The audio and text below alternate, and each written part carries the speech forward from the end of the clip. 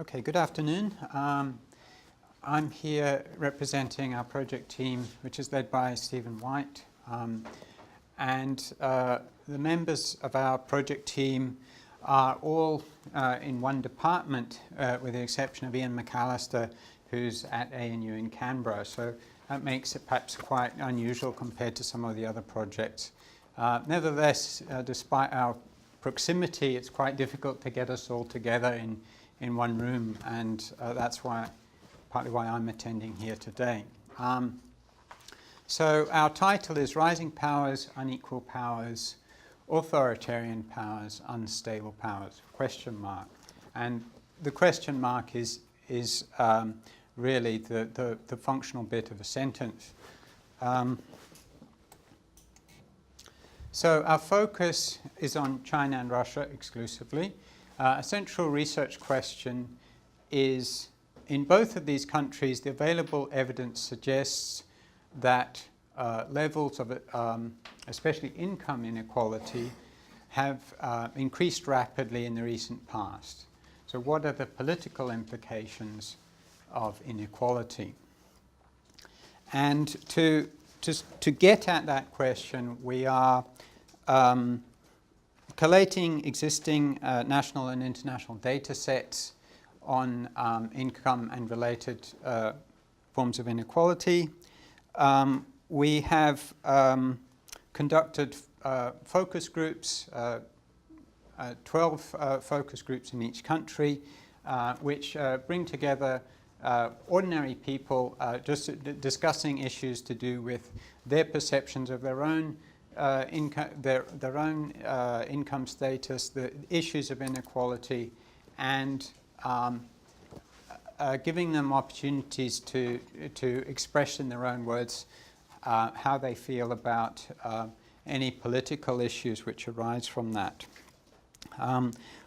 We're also conducting interviews with policy specialists and government officials in each country to try to get a better feel of their attitude towards the official statistics, and also to do with the political sensitivities around income inequality issues at the elite level. We are also gathering empirical evidence through a partnership which we have with with Olga Kristanovskaya in Moscow, which is going to look at the association between wealth and power in the two countries. So we're examining board memberships and the connections between the top level of business and the top levels of government.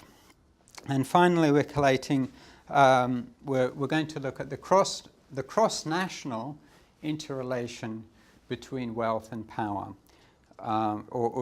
between inequality and political stability. So this is turning to large-scale or long time series multi-country studies, multi-country databases like Polity4.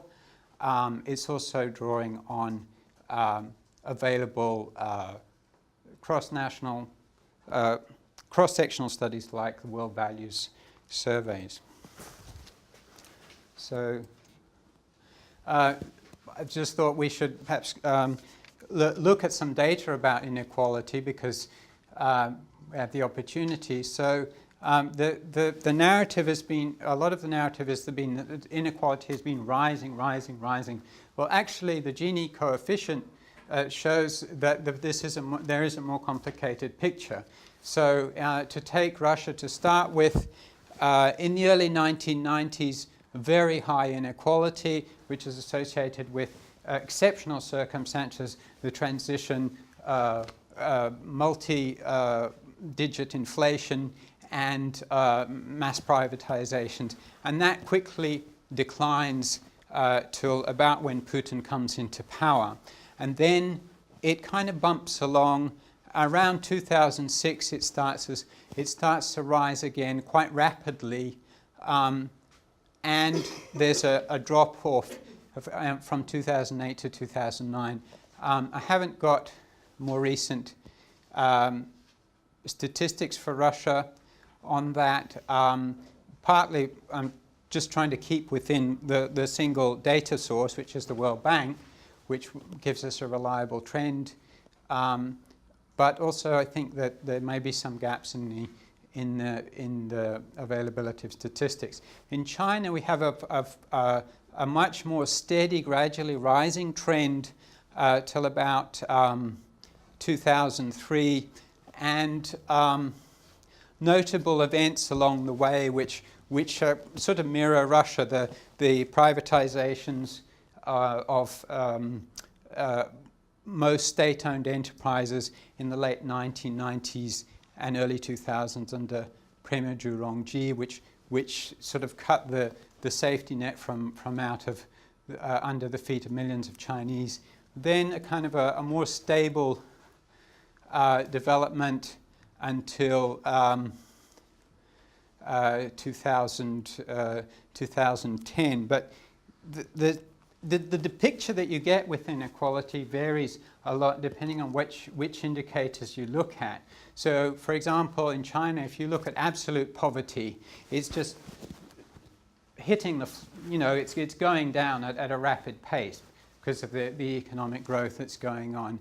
If you look at something like the percentage of wealth which is in the hands of the top 10% of the population, you get a different picture again. So, always take these statistics with a grain of salt. And finally, just to sort of, get down to the individual level, so we don't get caught up in abstract, high-level statistics. This is a question which was asked in a project survey in Russia this year. It was a sort of which one do you agree more with type question. So income should be more equal versus a bigger difference in income is needed as a stimulus. So we asked a 10-point scale to try and get some purchase in terms of linear statistical methods, and what it shows is that Russians tend to be more on the side of income inequality, so the median is at 4. The same question asked in China in the World Values Survey, and this is the reason for using this particular survey question, so that we can tie up with the World Values surveys which cover about 60 countries and have been asked in 6 waves. We've got 4 waves for China. So China in 2007, the median is over here at 6. So Chinese generally are more tolerant of inequality, it would seem. However, as you know, when the type of answer you get depends a lot on the question you ask. So we've conducted other surveys in China which show that if you ask Chinese, do you think the government should do more to reduce inequality? The answer is yes, from an overwhelming majority of people. And we have a paper which is almost ready to be submitted, which essentially what it looks at is the issue of differential trust. The trust that people have in the central authorities and the trust they have in the local government. And in China, trust in central authorities is up here, and trust in the local government is down here. And through statistical analysis, one of the things which we've found is that the value which people placed on tackling inequality, their attitude to this whole question of equalizing wealth is a plus for the central government. So people are looking to the central government to tackle this, but it's a minus for the local government. So the local government is copping the blame for a lot of these inequality issues in the minds of Chinese people. So that's a preliminary conclusion. We still haven't done the same analysis for Russia, but what it suggests is that it's not just that Chinese are neoliberal, really enthusiasts, but that they have a different take on who's responsible and who's to blame for issues of income inequality. And they're not they don't particularly like income inequality, but they also tend to have a slightly more get up and go attitude towards solving their own economic problems than you find in Russia. And those are some of the preliminary conclusions that we're coming up with. So that's it. Thank you very much.